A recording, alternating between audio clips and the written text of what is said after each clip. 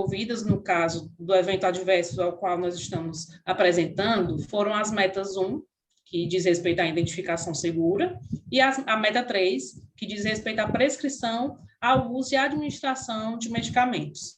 O evento que ocorreu foi um evento designado como um evento moderado, onde o paciente foi sintomático, houve necessidade de intervenção, o aumento do tempo de internação e também um dano avaliado. Na análise do evento, o que é que nós vamos discutir? Trazendo uma breve descrição, né, do caso, a doutora Kelly vai discutir mais profundamente o contexto do que ele se deu. Às 8h30 da noite, foi identificado pelo técnico de enfermagem do leito que a dieta enteral estava sendo infundida no acesso venoso periférico. Comunicado à equipe médica, o paciente foi avaliado, tendo sido retirado o acesso sem flebite, aberto o protocolo de sepse, iniciado antibiótico-terapia e hidratação venosa, coletado exames laboratoriais e funcionado novo catéter venoso periférico, tendo sido o paciente monitorizado e o evento adverso notificado dentro do sistema. Gostaria de convidar a doutora Kelly para se fazer presente e apresentar. Boa noite. Obrigada pelo convite. Só para contextualizar um pouco da instituição que eu trabalho. É uma instituição pública, tá, do governo aqui do estado, de assistência secundária. Nós trabalhamos com projetos de melhoria contínua, nós somos certificados pela metodologia ONA, que é o nível de excelência em gestão, né, o nível 3. Não significa dizer que nós não erramos e que nosso hospital é perfeito, né?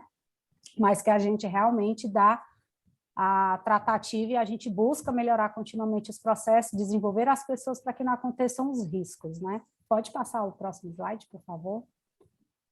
Eu estou um pouquinho retornando o Covid, a garganta pode estar falhando, mas eu estou com uma aguinha aqui. Pode passar o próximo. Pronto. Então, essa foto foi do evento em si.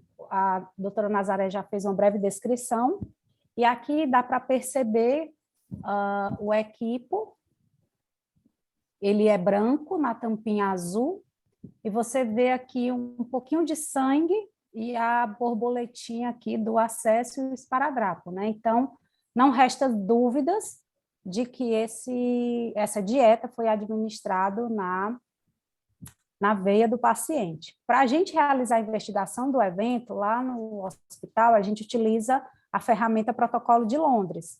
Ela é uma ferramenta que é toda estruturada, eu vou falar porque eu acredito que deve ter pessoas que podem não conhecer essa ferramenta.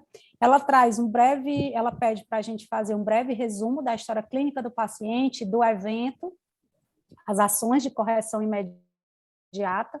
De imediato, o que a gente fez nesse evento? A gente afastou o técnico de enfermagem da assistência, nós não punimos, nem suspendemos, nós afastamos da assistência direta ao paciente. Ele foi remanejado para outro serviço onde a enfermagem atua, que não é diretamente do paciente, por 2 motivos. Primeiro, para não atrapalhar as investigações, né? Segundo, pelo abalo psicológico que ele poderia sofrer após saber que causou, né, provavelmente um dano a alguém, e também para a família de repente, ele não ser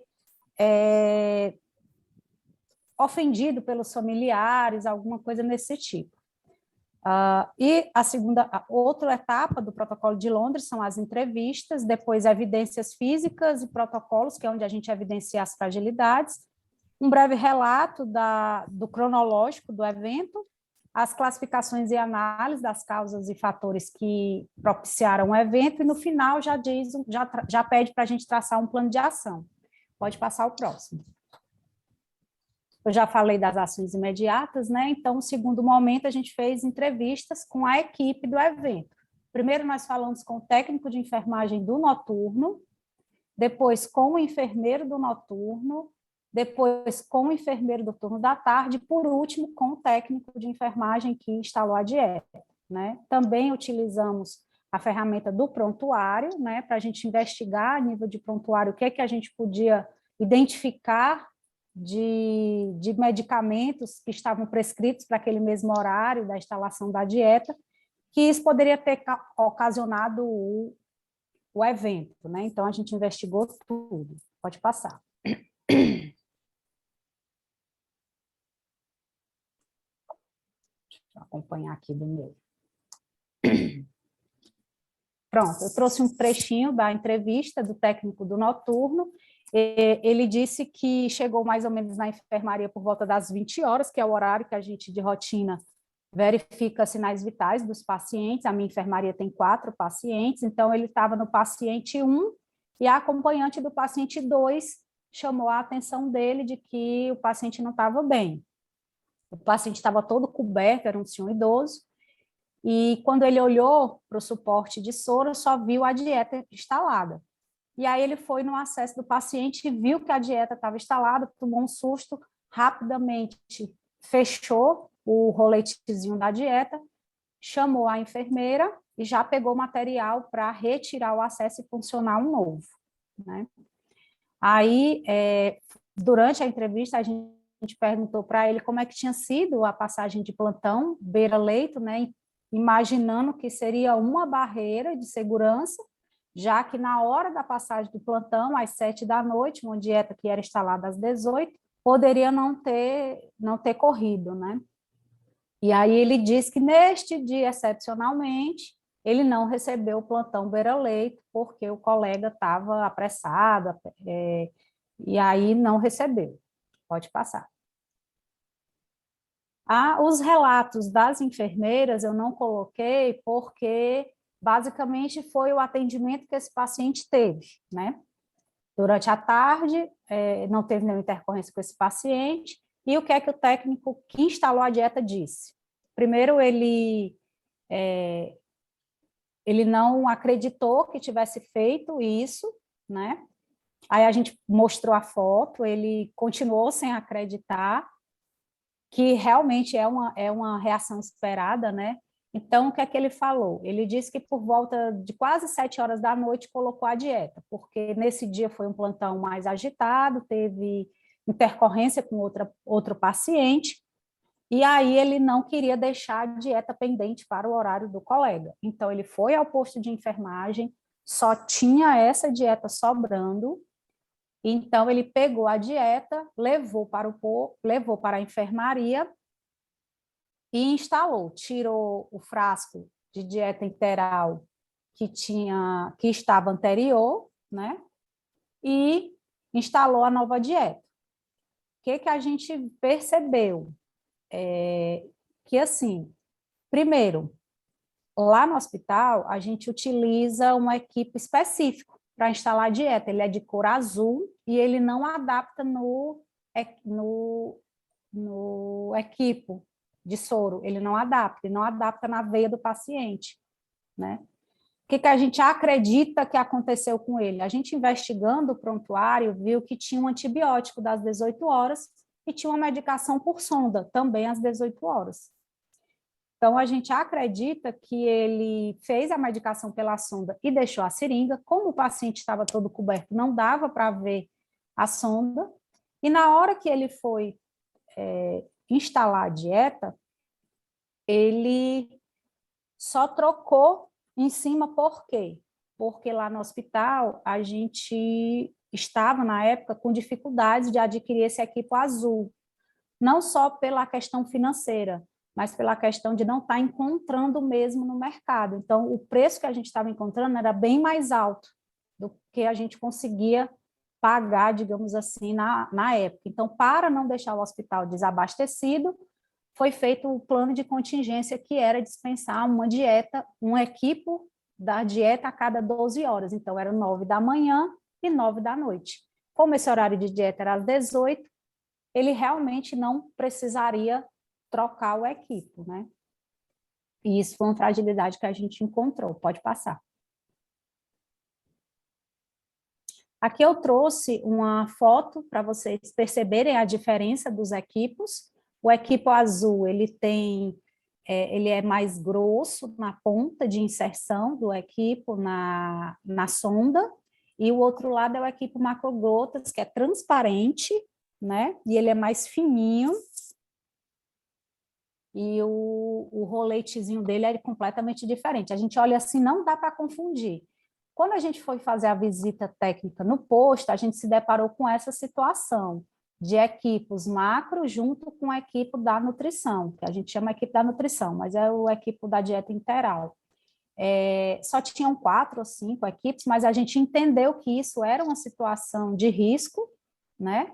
Apesar de não adaptar, mas a gente acredita que é uma situação de risco. A gente fez outra ação imediata, que foi separar o local de guarda, né? Botamos em locais opostos e conversamos realmente com o serviço de nutrição para dispensar somente na hora da dieta mesmo.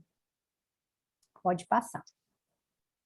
Em relação ao prontuário, né, eu até antecipei um pouco, a gente identificou que às 18 horas tinha um antibiótico e uma medicação pela sonda, né?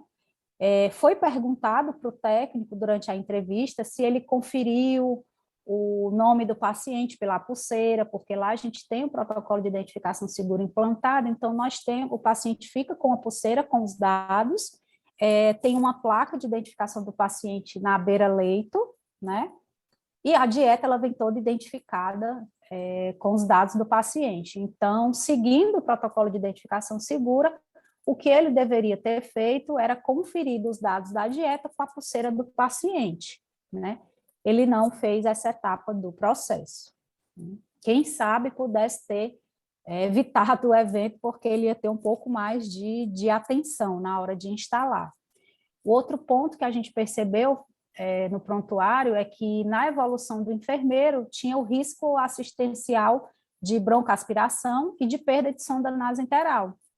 Porém, no plano de cuidados, que ele é diário para nós, como rotina, não tinha nenhum cuidado de enfermagem para evitar broncoaspiração e evitar a perda de sonda.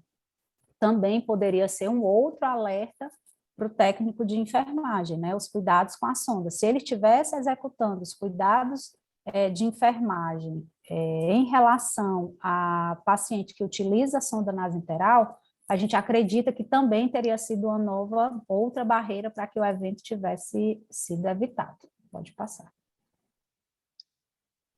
Aqui foram as estratégias de melhorias implantadas na época, algumas de imediato, outras com médio prazo.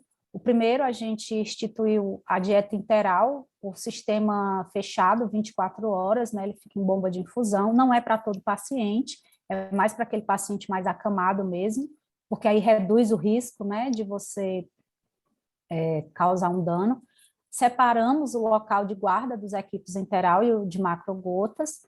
Nós realizamos treinamentos sobre os cuidados de enfermagem com sonda nasogástrica e nasointeral. Nós fizemos reunião com os enfermeiros para alinhar a prescrição de cuidados aos pacientes e a gente está fortalecendo, eu digo está porque nós ainda estamos trabalhando alguns pontos com técnicos de enfermagem em relação à passagem de plantão. Durante a investigação, a gente descobriu uma portaria aqui do Conselho Federal de Enfermagem, na verdade, um parecer técnico, sobre a necessidade da passagem de plantão, de um instrumento de passagem de plantão entre técnicos de enfermagem. Então, a gente não implantou ainda 100% no hospital, mas a gente está em construção dessa ferramenta. Pode passar. E diante de tudo que a doutora Kelly mencionou, nós elaboramos algumas perguntas à equipe ECO, quais seriam as outras estratégias que poderiam ser aplicadas para a melhoria desses processos? Qual a melhor forma de abordar as equipes em casos de dano moderado e grave? Qual a melhor forma de abordar a família, no caso do disclosure, em caso de dano moderado e grave? Aqui algumas referências que foram utilizadas e os nossos contatos. Perfeito. Obrigada, professoras. Obrigada, Kelly. Obrigada, Nazaré. Agora, a gente